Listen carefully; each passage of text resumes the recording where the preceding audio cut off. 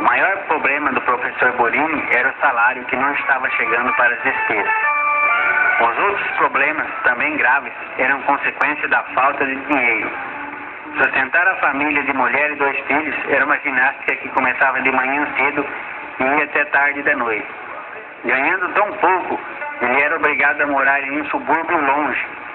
E para agravar a situação, a casa ficava perto de uma pedreira, onde explodia um dinamite o dia inteiro. Por causa dessas explosões, a mulher do professor ficou com os nervos abalados.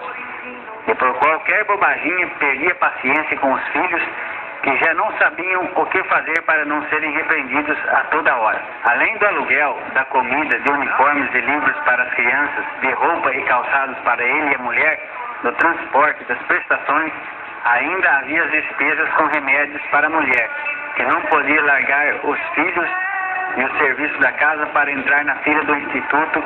Para aumentar um pouco o salário, o professor passou a dar aulas também em curso noturno para adultos. Muitas vezes, quando chegava em casa tarde, com fome e cansado, ele encontrava a família em crise, os meninos chorando ou resmungando, a mulher ralhando e ameaçando. Uma atmosfera pesada. Ele precisava acalmar com paciência e jeito.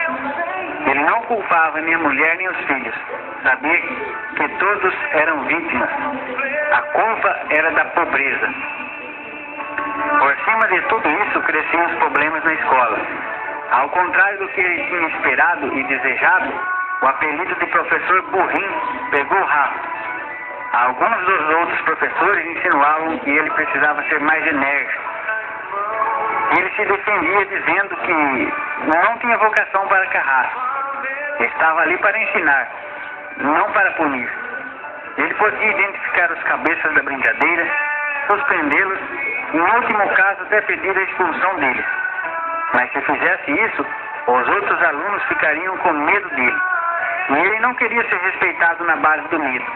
Se não pudesse ser amigo dos alunos, carrasco ele não ia ser. Os passos de um homem bom são confirmados pelo Senhor, e ele deleita-se no seu caminho. Ainda que caia, não ficará prostrado, pois o Senhor o sustém com a sua mão.